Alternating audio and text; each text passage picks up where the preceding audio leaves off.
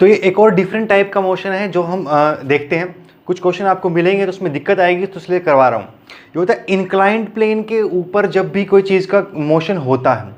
देखो ये टॉपिक हमारा ज़्यादा यूज़ होता है जब हम डायनामिक्स पढ़ेंगे, यानी कि next chapter laws of motion पढ़ेंगे, तो वहाँ तो ये बहुत ज़्यादा यूज़ होता है। लेकिन यहाँ पर भी इससे काइनेमेटिक्स में कुछ क्वेश्चन बन जाते हैं जहाँ सिर्फ हमको मोशन के बारे में पता करना होता है। तो देखते हैं कि क्या होता है इसमें जब इंक्लाइंड प्लेन बॉडी चलती है तो क्या होता है। तो अभी देखो हम बात करेंगे सिर्फ स्मूथ वाले की, क्योंकि एक और होता है rough inclined plane. Rough inclined plane थोड़ा बहुत आपको इन्फॉर्मेशन चाहिए कि जो डायनामिक्स में हम जाके देखते हैं फ्रिक्शन के बारे में। तो भी फ्रिक्शन तो हम जानते नहीं, इसलिए आपको जितने भी क्वेश्चन मोस्टली मिलेंगे वो स्मूथ वाले मिलेंगे। अगर कोई रफ वाला मिलता है तो फिलहाल के लिए छोड़ देना, बाद में करेंगे। तो भी पहले शुरू कर रहे हैं हम स्मूथ इंक्लाइंड प्लेन पे किस टाइप का मोशन होता है। तो ये स्मूथ इंक्लाइंड प्लेन है, इस पर अगर आप बॉडी को थ्रो करते हो, मतलब इंक्लाइंड के अलोंग थ्रो करते हो, बॉडी इसके अलोंग जाएगी। ऐसे पुल होता है तो पुल के ऊपर बॉडी जाएगी, या वापस स्लाइड करते हुए नीचे आएगी, स्लाइडिंग होगी। यहाँ पे स्लाइड करते हुए तो बॉडी ऊपर जाएगी या नीचे आएगी, तो ये उस तरह का मोशन है। तो देखो अब की बार मोशन जो हो रहा है हमारा इस प्लेन पे हो रहा है, और जब बॉडी इस प्लेन पे चलती है तो उसमें दो केस हैं। एक तो हमने वेलोसिटी को ऊपर दिया गया, मतलब वेलोसिटी की डायरेक्शन ये वाली है, और जो दूसरी बात है वो ये कि जो उसकी एक्सेलरेशन ड्यू टू ग्रेविटी है वो नीचे है। वो कहाँ पे है? नीचे। अगर मैं शुरू में इसको रब कर दूँ, चलो ये थोड़ा कन्फ्यूजन ना हो जाए आपको, इन सबको भूल जाओ।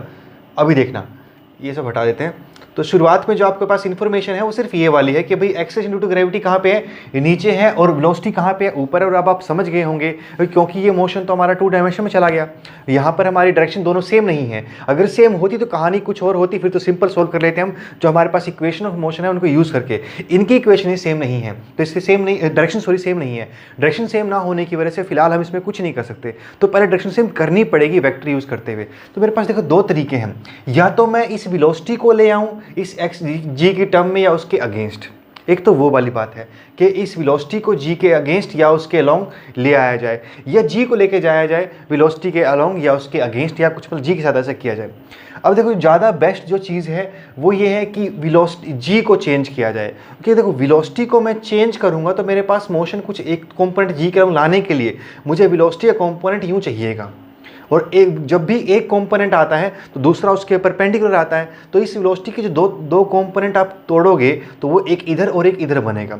वैसा करने से वेलोसिटी जो बॉडी की होगी हम सोल्व कर सकते हैं उसको इधर वाले में और इधर वाले में, सोल्व हो जाएगा, कोई परेशानी नहीं है।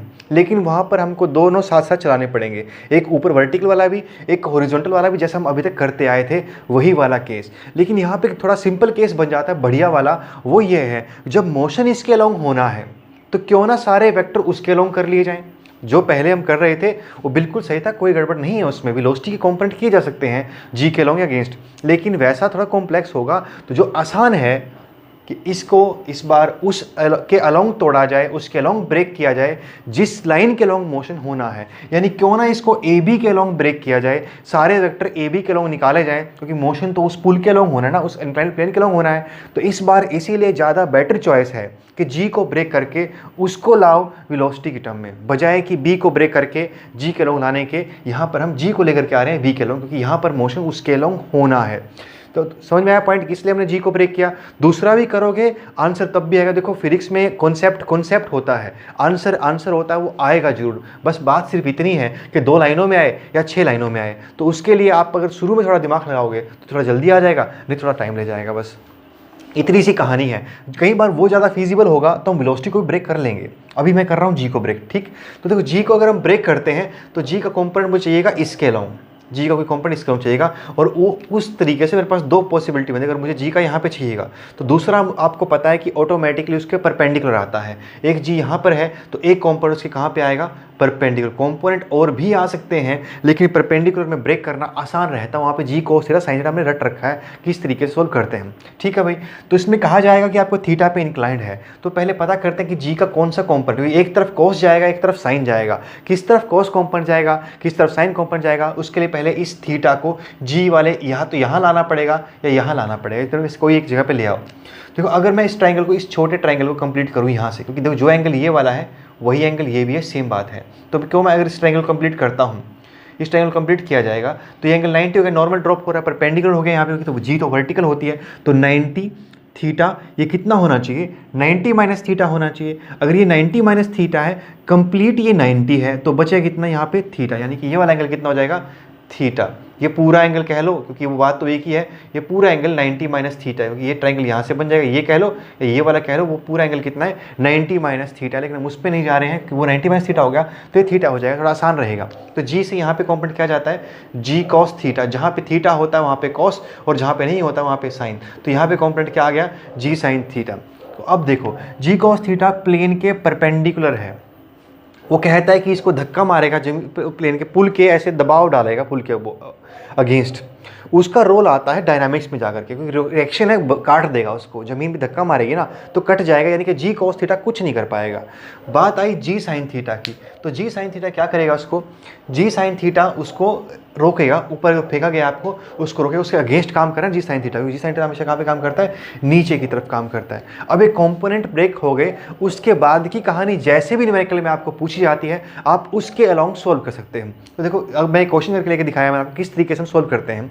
तो मान लो हमारे पास ये कोई इंक्लाइंड प्लेन हो 30 डिग्री के इंक्लाइंड पे, 30 डिग्री के इंक्लिनेशन पे हमारे पास एक प्लेन है, एक बॉडी थी हमारे पास, उसको 20 मीटर पर सेकंड पे थ्रो कर दिया गया उस पुल के लॉन्ग, 20 मीटर पर सेकंड पे उसको फेंक दिया जाता है, तो 20 मीटर पर सेकंड में उसको फेंका जा रहा है। आपको ये बताना है कि ज़मीन से कितना ऊंचाई पे जाकर के वो रुकेगा, यानी कि ये एच पता करना है कि ज़मीन से कितना हाइट पे जाकर के वो रुकेगा, हमको वो बात पता करनी है। अब देखो मैंने कैसे किया इसको सोल्व, वो देखना। तो मैंने क्या किया, पहले वही जो कॉम्पोनेंट उधर ब्रेक किए थे वो ब्रेक किए। अब मुझे पता है कि जी का जो कॉम्पोनेंट इसके अलोंग आएगा वो इस तरफ आएगा अगेंस्ट, और वो कितना होगा जी कॉस थीटा। तो जी कॉस थीटा कितना, जी साइन थीटा सॉरी, इस तरफ क्या आया था, जी साइन थीटा आया था ना, जी साइन थीटा यानी साइन 30, साइन 30 1/2 तो 10/2 हो गया, यानी 5 मीटर पर सेकंड स्क्वायर। तो हमारे पास एक्सीलरेशन ड्यू टू ग्रेविटी है इस तरफ 5 मीटर पर सेकंड स्क्वायर, और वेलोसिटी है ऊपर की तरफ इनिशियल 20 मीटर पर सेकंड, और पता करना है कितना दूर जाके वो इस इंक्लाइंड पे रुकेगा। अगर मैं वो पता कर लूँ पहले तो मैंने यूज कर सकता हूँ मैं तीसरी equation, v square minus u square upon is equal to 2as। Final velocity इस इंक्लाइंड प्लेन के लोग जीरो होगी, वो कंडीशन है कि देखो इस लाइन में जीरो होगी ना, वो इस लाइन में वेलोसिटी क्या होगी, किसी भी लाइन में जीरो होगी, फाइनल वेलोसिटी जीरो है, तभी तो रुका हुआ मानेंगे उसको। अगर रुका है तो वेलोसिटी जीरो ही है, तो ये क्या हो जाएगा जीरो, और u कितना था 220 का स्क्वायर हो गया माइनस 400 हो जाएगा वो। अब 2a को देखो वो -5 आएगी अगर आप s को पॉजिटिव लेते हो तो, क्योंकि आपने देखो यहाँ पे तो स्क्वायर हो रहा है तो यहाँ पे साइन शायद उतना रोल आपको नज़र ना आ पाए उसका वेलोसिटी इनिशियल का, लेकिन ये अपना रोल खेल जाएगा, क्योंकि s अगर आपने ऊपर पॉजिटिव लिया तो g नीचे है वो नेगेटिव आ जाएगा, नहीं तो अगर आपने g को नीचे नेगेटिव पॉजिटिव लिया फिर s नेगेटिव आएगा, एक तो नेगेटिव आना ही आना, एक तो माइनस आना ही आना है, तो माइनस इस माइनस को काट देगा, s मिल जाएगा आपको 40 मीटर, यानी कि वो इस प्लेन के लॉन्ग 40 मीटर ऊपर जाके रुकेगा। अगर इस प्लेन पे 40 मीटर पे रुकता है तो ये 30 है, तो ये कितना हो गया 20 मीटर।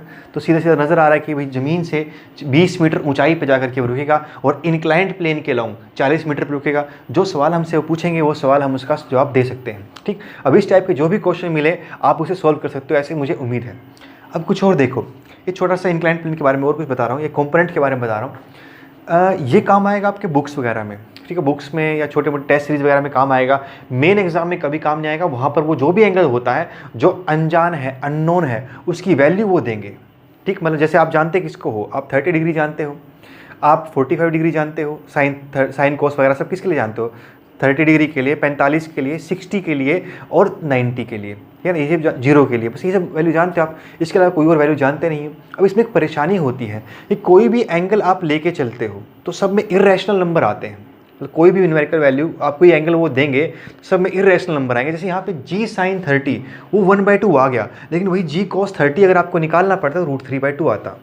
तो कोई भी आप इनमें से कोई भी वैल्यू सोल्व करो, सभी में से एक पे इर्रेशनल नंबर आएगा अगर दोनों कंपोनेंट आने हैं तो। अगर 0 डिग्री होगा वो एंगल तो फिर साइन वाला नहीं आएगा, सिर्फ कोस कोस आएगा। अगर 90 लोगे फिर साइन साइन आएगा, कोस नहीं आएगा। तो ऐसा कोई क्वेश्चन अगर फ्रेम करना हो जहां हम नहीं चाहते कि बच्चे को उलझना हो, बच्चा उलझ जाए इर्रेशनल नंबर्स में, तो इसीलिए इन्होंने क्या कर रखा है, बुक्स वालों ने एक सिंपल कुछ एक टर्म निकाल रखी है जिस वाले केस में इर्रेशनल नंबर नहीं आते।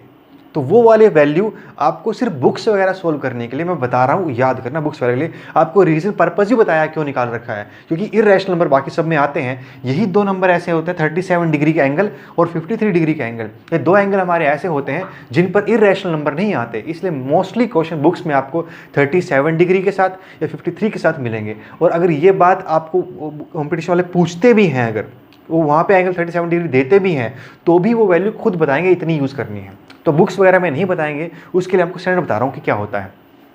साइन 37 और कोस 53 एक बात होती है, कॉम्प्लीमेंट्री एंगल आपको पता होगा। देखो जैसे हमारा साइन 30 जो होता है वही कोस 60 भी होता है, तो उसी कॉम्प्लीमेंट्री वाले तरीके से साइन 37 और कोस 53 3/5 होता है, ठीक है, बुक्स में यूज़ करने के लिए काम आएगा। और ऐसे ही साइन 53 और कोस 37 ये भी इक्वल होते हैं और 4/5 होते हैं। अब याद रखने का तरीका बताता हूँ, मतलब ये दोनों की वैल्यू 4/5, इन दोनों की वैल्यू 3/5, याद रखने का तरीका देखना। एक तो दिख रहा होगा आपको नीचे तो 5 आना ही है, ऊपर 1 के 3 1 के 4 है, तो किस में 3 किस में 4 आएगा ये बात आपसे भूल जाओ 1-2 महीने के बाद, तो तब के लिए बताता हूँ। साइन की वैल्यू एंगल बढ़ने से बढ़ती है, यानी कि जब साइन का एंगल छोटा होगा तो वैल्यू क्या होगी, छोटी होगी, और छोटे में क्या आएगा 3, तो 3/5, और बड़े में क्या आएगा 4/5, यानी याद रखना साइन से इसको। साइन 37 और बात तो किस पे है, 37 पे या 53 डिग्री पे, 37 डिग्री पे, 53 डिग्री पे ही है, और छोटे वाले एंगल पे छोटी वैल्यू आएगी तो 3/5 आएगा, बड़ी वाले आएगी 4/5 आएगा। ये याद रखने का तरीका है बुक्स वगैरह में यूज़ करने के लिए, तो वो आपको इंक्लाइन प्लेन पे यूज़ पड़ सकती है, तो वो सारी बातें मैंने आपको बता दी। अब जुट जाओ, क्वेश्चन प्रैक्टिस करो, कुछ मैं कराता हूँ कुछ आप करो, धीरे धीरे हम सीख जाएंगे, ठीक है।